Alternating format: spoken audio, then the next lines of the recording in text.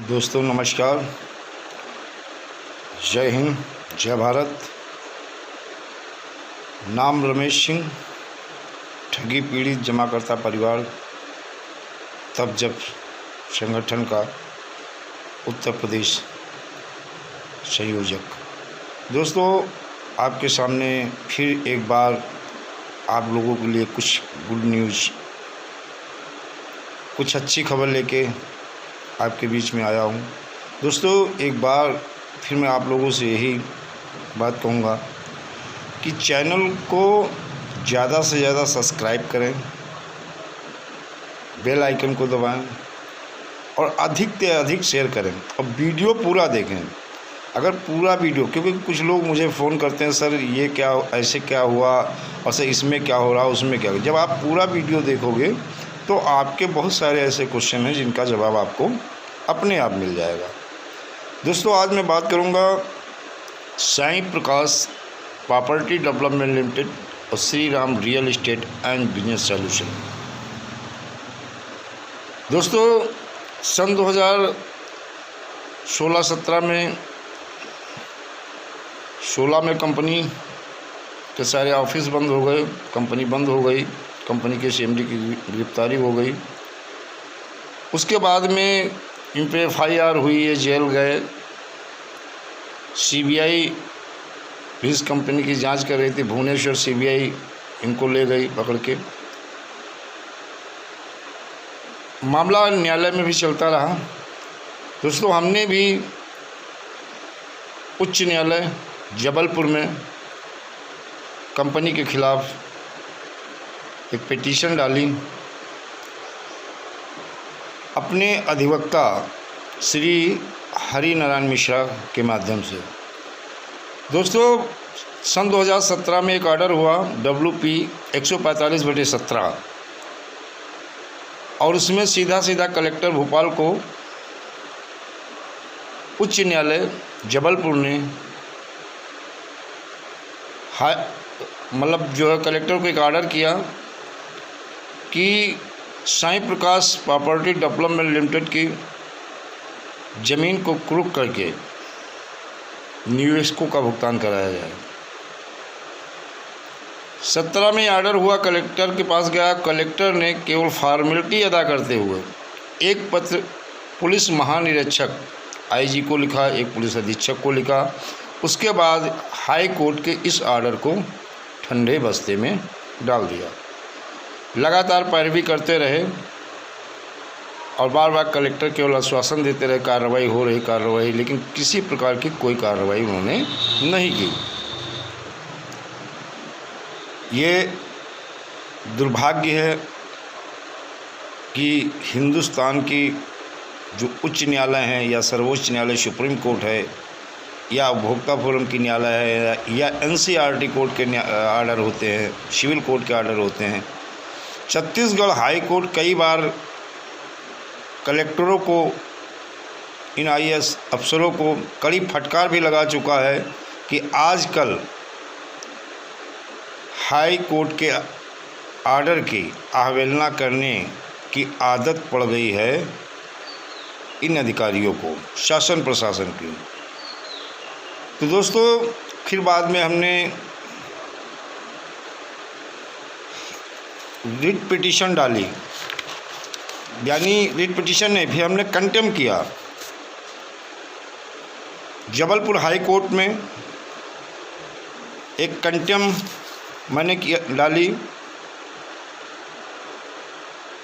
और जैसे कंटेम्प्ट डाली 1543/2020 उस कंटेम्प्ट में हाई कोर्ट ने कहा कि अवमानना याचिका नहीं बनती है, क्योंकि हमारे उस ऑर्डर में समय सीमा निर्धारित नहीं की गई थी। तो पहला जो ऑर्डर हुआ था रिट पिटीशन में वो सील नागू सर ने किया था। दूसरी जो कंटेम्प्ट का ऑर्डर हुआ संजय द्विवेदी जो न्यायाधिपति हैं उन्होंने ये ऑर्डर किया और एक समय सीमा निर्धारित कर दी। 30 वर्किंग डे के अंदर कलेक्टर भोपाल को कार्रवाई करना होगा और कार्रवाई करके निवेशकों का भुगतान कराएं। लेकिन दूसरा जो ऑर्डर हुआ 26/11/2020 को हुआ। हाई कोर्ट के इस ऑर्डर को कलेक्टर भोपाल लेने से ही इनकार कर दिए।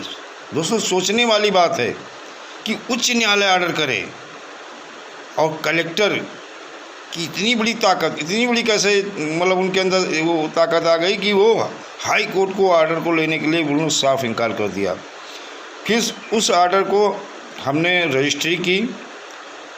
रजिस्ट्री एक वहाँ के मुख्यमंत्री शिवराज सिंह चौहान को किया, एक होम मिनिस्टर को किया, एक चीफ सेक्रेटरी को किया और एक कलेक्टर, 4 ये रजिस्ट्रियाँ की। और वो रजिस्ट्रियाँ जब पहुंची तब उन्होंने, कलेक्टर भोपाल ने फिर फॉर्मेलिटी अदा की। एक पत्र कलेक्टर रीवा को भेज दिया और उसके बाद में जिसमें 30 वर्किंग डे का ऑर्डर दिया गया था उसमें भी कुछ नहीं हुआ। 1 साल लगभग 5 महीना हो गए, कोई कार्रवाई नहीं हुई। सेकंड पिटीशन फिर उच्च न्यायालय जबलपुर में मैंने अपने अधिवक्ता हरिनारायण मिश्रा द्वारा फिर डाली और जैसे डाली 781/2022 रिट पिटीशन, जो मतलब कंटेम, सेकंड कंटेम है, मैंने फिर डाली। तो 781/2022 जो 19 अप्रैल डेट लगी थी। केस ज़्यादा थे, शायद उस दिन सुनवाई नहीं हो पाई। अगली डेट जो है 26 तारीख को लगा दी गई अप्रैल में। 26 को न्यायाधिपति जो सुनवाई कर रहे हैं उन्होंने देखा कि उच्च न्यायालय के ऑर्डर की अवहेलना बार बार की जा रही है कलेक्टर द्वारा। तो 13 मई को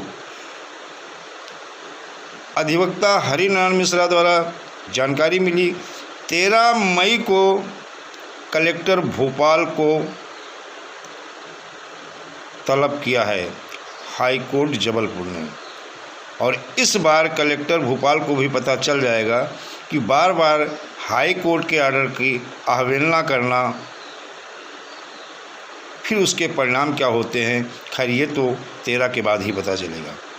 तो दोस्तों, आज की डेट में चिट फंड का अगर मामला देखा जाए, चाहे वो साई प्रकाश प्रॉपर्टी डेवलपमेंट हो, चाहे Shri Ram real estate and business solution limited हो, चाहे पल्स हो, चाहे सहारा हो, चाहे बाइक बोर्ड हो, चाहे एल्केमिस्ट हो, चाहे कोई क्रेडिट कोऑपरेटिव सोसाइटी हो, और देखा जाए दोस्तों, अभी तक हम जो देख रहे हैं कि इन कंपनियों की प्रॉपर्टी, बहुत सारी ऐसी कंपनियां जिनकी प्रॉपर्टी सेल आउट हुई हैं, उनका पैसा सेबी के पास पहुंच गया है या किसी ने, किसी अथॉरिटी ने उसे जो है रिकवरी की है।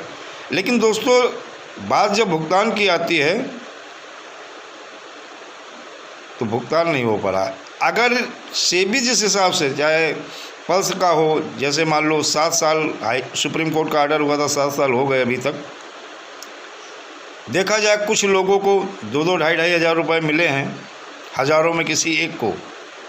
अगर ये सेबी की रफ्तार है तो दोस्तों मैं हमेशा कहता हूँ 5 पीढ़ी नहीं 10 पीढ़ी बीत जाएंगी, लेकिन लोगों का भुगतान नहीं हो पाएगा। मैं बार बार एक ही बात बोलता हूँ, अनियमित जमा योजना पाबंदी कानून सन 2019 एक ऐसा प्रावधान है, उसमें एक ऐसा नियम है कि 180 कार्य दिवस के अंदर, चाहे सेंट्रल गवर्नमेंट हो चाहे स्टेट गवर्नमेंट हो, भुगतान करने के लिए बाध्य है। और ये दोस्तों की अच्छी खबर है, यूपी के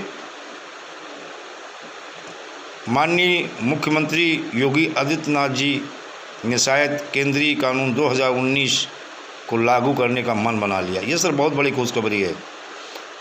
यूपी में फास्ट ट्रैक कोर्ट का गठन भी होगा,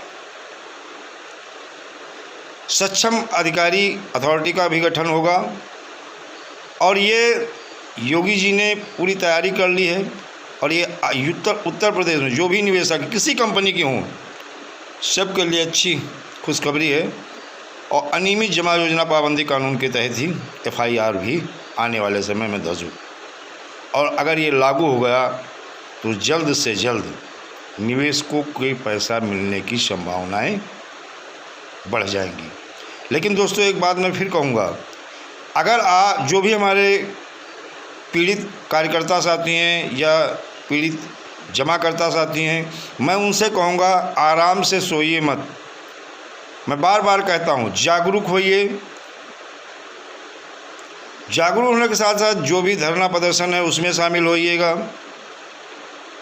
तब जब संगठन के माध्यम से हम लोग निरंतर प्रयास कर रहे हैं, हमारे साथ धीरे धीरे बहुत सारी कंपनी, चाहे सहारा हो, पल्स हो, साई प्रकाश हो, साई प्रसाद हो, रियल मतलब चाहे आपकी जो है बाइक बोर्ड हो, आपकी अनुदय हो, क्रेडिट कोऑपरेटिव सोसाइटी, चाहे अनंत निधि हो, चाहे Chambal Malwa credit cooperative society हो, बहुत सारी कंपनी के लोग धीरे धीरे जुड़ते जा रहे हैं। सारे एकजुट होकर के हम लोग जल्द ही जिला मजिस्ट्रेट कलेक्टर को भी ज्ञापन देंगे, माननीय मुख्यमंत्री महोदय को भी ज्ञापन देंगे और अपनी बात को रखेंगे, जिससे इस कार्य को तीव्रता के साथ करें और हम लोगों का जल्दी से जल्दी भुगतान कराएं। लेकिन अगर दोस्तों आप बैठे रहे, इसी तरह सोते रहे और आपने एक कदम आगे नहीं बढ़ाया, तो सरकार आपको पैसा ऐसे देने वाली नहीं है।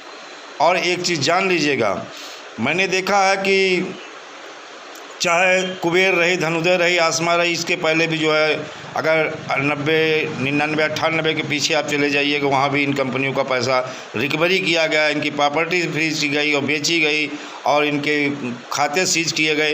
एक भी व्यक्ति का पैसा नहीं मिला। लेकिन दोस्तों, सरकार भी इस वहम में न रहे कि इस बार पैसा नहीं देना पड़ेगा। आपने लाइसेंस दिया है और भुगतान आपको ही करना होगा। लेकिन दोस्तों, पैसा लेने वाले भी, देने वाला अगर देने का मन भी बनाए तो लेने वाले भी कुछ जागना चाहिए, जागरूक होना चाहिए, अपनी शिकायत करना चाहिए कहीं ना कहीं, चाहे सुप्रीम कोर्ट हो, हाई कोर्ट हो या कोई भी न्यायालय हो, उसमें हमें रिट पिटीशन डालनी चाहिए। सारे लोग एकजुट होकर, जब तब संगठन के माध्यम से हमने सुप्रीम कोर्ट में लगभग राष्ट्रीय अध्यक्ष मदन लाल आज़ाद जी ने 52 कंपनियों की रिट पिटीशन डाली है अनियमित जमा योजना पाबंदी कानून के तहत। दोस्तों, आप लोग जल्द से जल्द, चाहे हमारे पीड़ित कार्यकर्ता हों, चाहे जमाकर्ता साथी हों, ये सारे धीरे धीरे नहीं, आप बहुत तेज़ी के साथ इस संगठन में शामिल हों। शामिल होने के बाद अपनी रिट पिटीशन डालें, जिससे उस पर सुनवाई होगी और सुनवाई होने के बाद में आपके पैसे की मिलने की संभावना बढ़ जाएगी। और इस कानून के तहत हमारी सरकारें बाध्य हैं और भुगतान तो करना ही पड़ेगा, ये उनकी मजबूरी है।